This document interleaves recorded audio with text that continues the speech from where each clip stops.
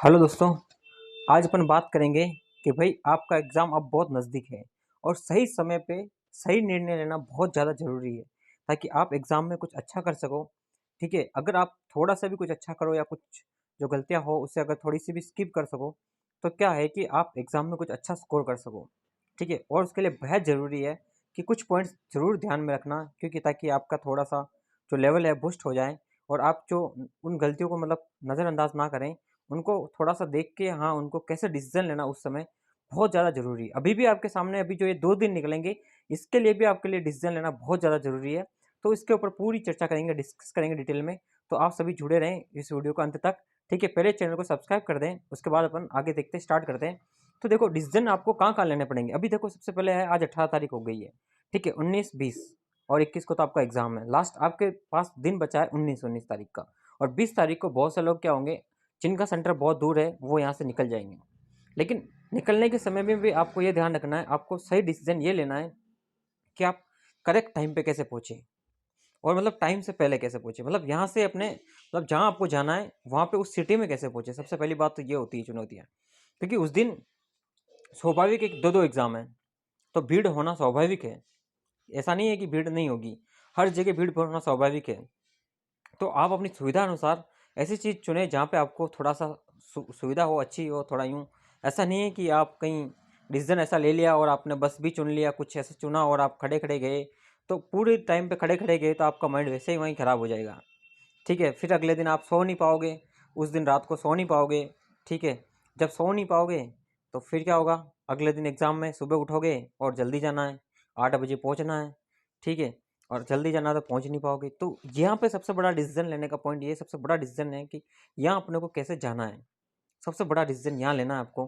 तो पहले ही अपनी सुविधा अनुसार पता कर ले कि हाँ भाई, मैं इस जगह इस चीज़ में जाऊँगा तो मुझे थोड़ी सुविधा होगी, या कोई ट्रेन में जाने वाला हो तो पहले ही टिकट बुक कर ले।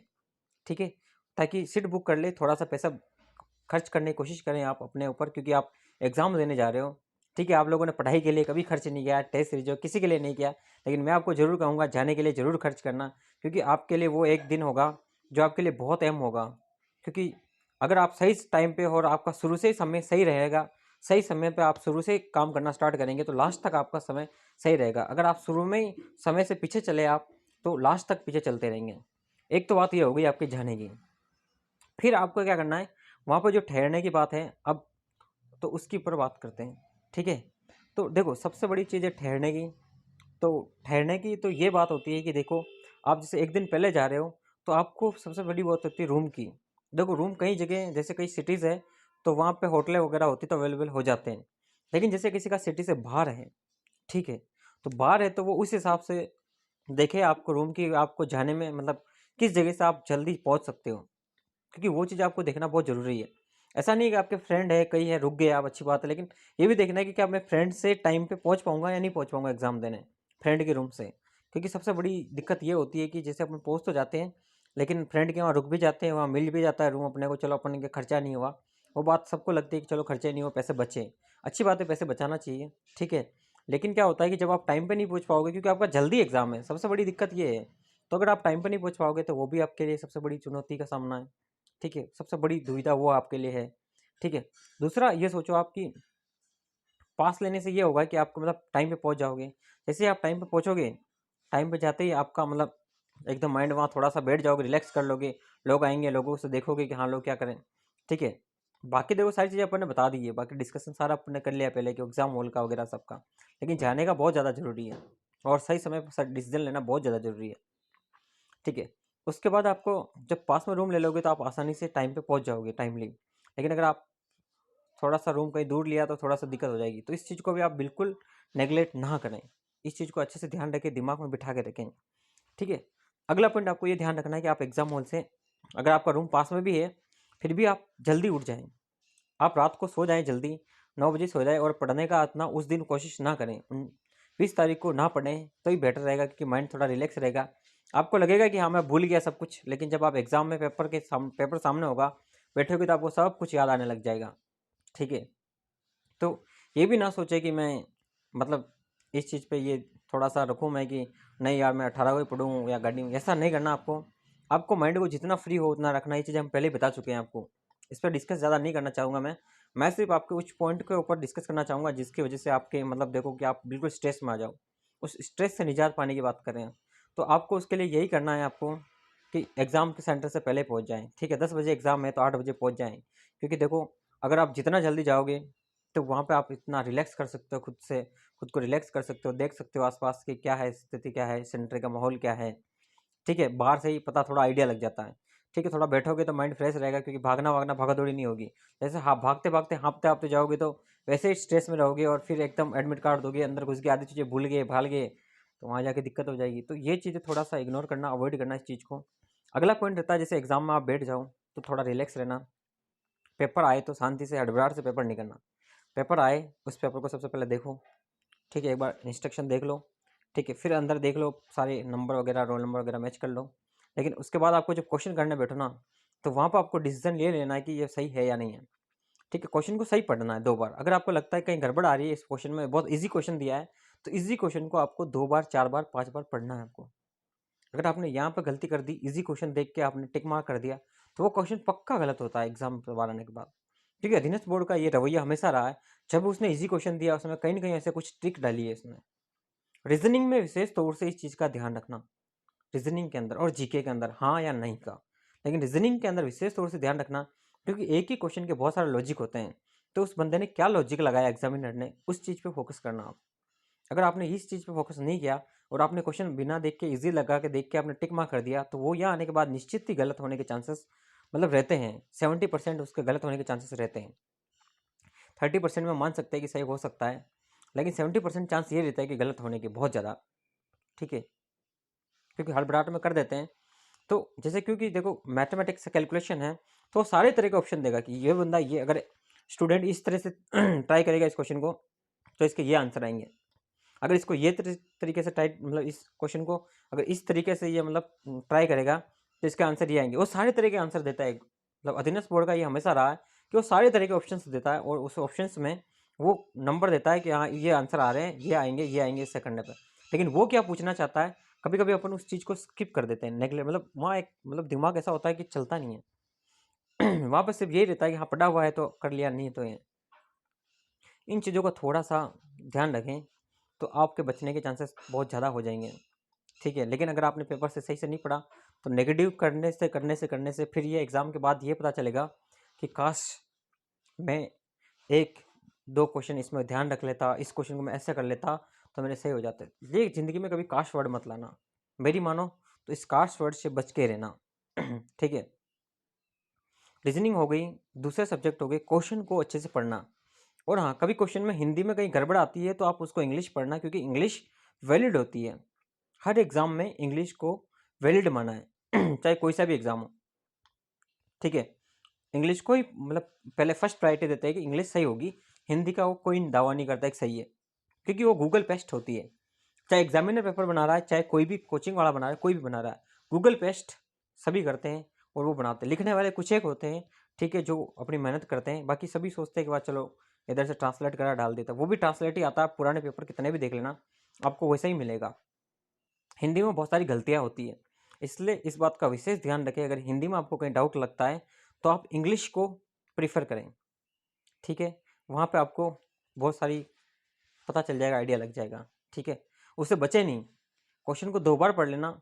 गलत करने की बजाय आपने अगर 1 मिनट भी ज़्यादा खर्च कर दिया, अगर 4 क्वेश्चन गलत करे उसकी बजाय आपने उन चारों में से 2 को सही कर दिया, तो आपके लिए बहुत बेनिफिट है। इस चीज़ का बहुत विशेष तौर से ध्यान रखें, ठीक है? ये पॉइंट भी आपके लिए बहुत ज़्यादा इंपॉर्टेंट है। दूसरा, सबसे पहले घबराएँ नहीं। घबराना मतलब आपको मतलब यूँ समझिए घबराएँ नहीं। वहाँ पे एग्ज़ाम में सबसे बड़ी चुनौती होगी आपके लिए घबराने की, कि आपके सामने वो चुनौती आएगी कि आपको घबराहट होगी, लेकिन घबराना नहीं। एक बार आँखें बंद करना, शांति से सोचना 2 सेकंड, 5 सेकंड, ठीक है? और आराम से तसल्ली से एक बार कि मैं तसल्ली से देखता हूँ। क्योंकि पेपर के कुछ क्वेश्चन टफ़ आएँगे, कुछ ईज़ी आएँगे, लेकिन घबराना आपको नहीं है। अगर आपके कितना भी टफ़ पेपर आए, उसमें पासिंग मार्क्स जितने क्वेश्चन तो ईज़ी आते ही आते हैं, जो सब कर सकते हैं। कितना ही, चाहे कंप्यूटर अनदेशक का भी हो, उसमें बहुत सारे लोग पास हुए हैं, तो कैसे-कैसे तो हुए होंगे, मैं भी हुआ हूँ।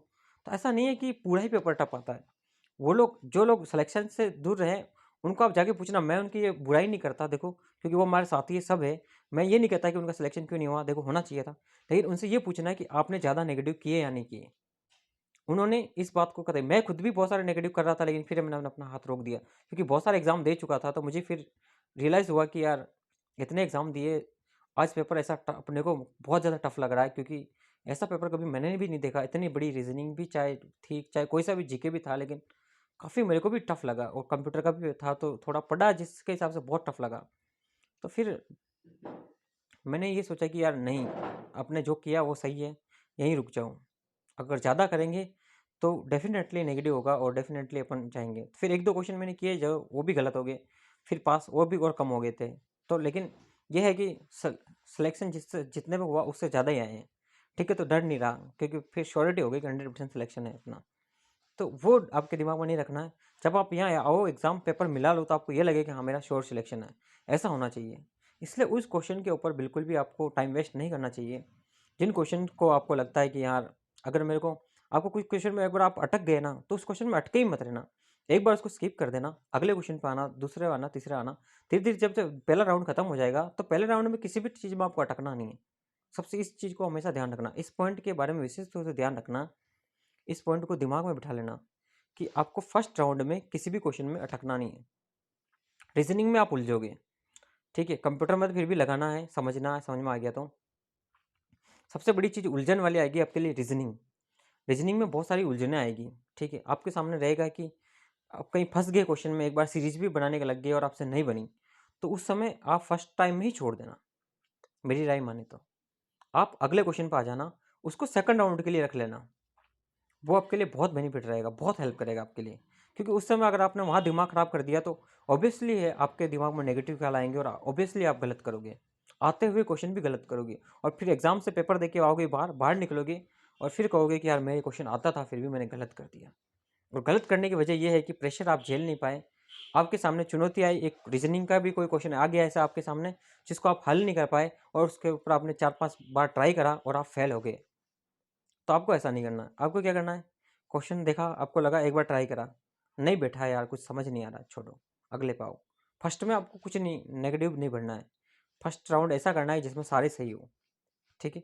फिर सेकंड राउंड ऐसा करना जिसमें दो वाले लगे आपको कि हाँ यार इसमें ये हो सकता है, ऐसा हो सकता है। तो अगर जीके या फिर कंप्यूटर के हैं तो उनमें तो ऐसा हो सकता तो ऐसे आएगा, तो उसमें आपके हिसाब से टिक कर लेना, क्योंकि नेगेटिव है नहीं, तो सारे क्वेश्चन आपको करने हैं और आपको फिर तो ऑप्शन लगाना नहीं है। ये सबसे बड़ी चुनौती है आपके सामने, मतलब ये चुनौती का सोल्यूशन हो चुका है।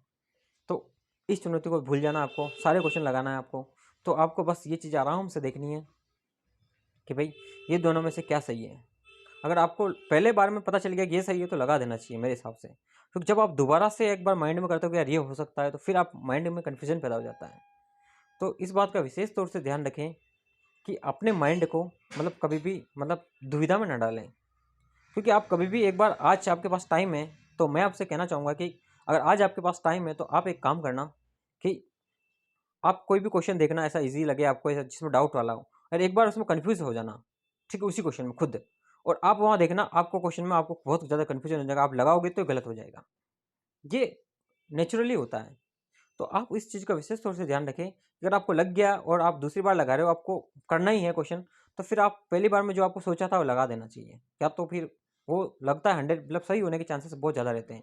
क्योंकि माइंड में कभी कोई चीज़ याद करी होती है तो पहले वो क्लिक करती है, उसके बाद तो फिर डिस्टर्ब होने के बाद तो दोनों तरफ माइंड चलता है। तो इस चीज़ का भी विशेष तौर से ध्यान रखें। ये देखो छोटे छोटे पॉइंट है, लेकिन आपके नंबर का 2 नंबर 4 नंबर भी बढ़ाते हैं ना, तो काफ़ी हेल्प मिलती है। ठीक है, लोग तुक्का लगाते हैं ना, तो तुक्का लगाने के पीछे भी कुछ रीज़न होना चाहिए, ठीक है। तुक्का भी अगर आप हवा में लगाते हो वो भी सही नहीं बैठता, तो क्या फ़ायदा उसका। तुक्का ऐसा लगाओ कि सही बैठने के चांस हो, ठीक है।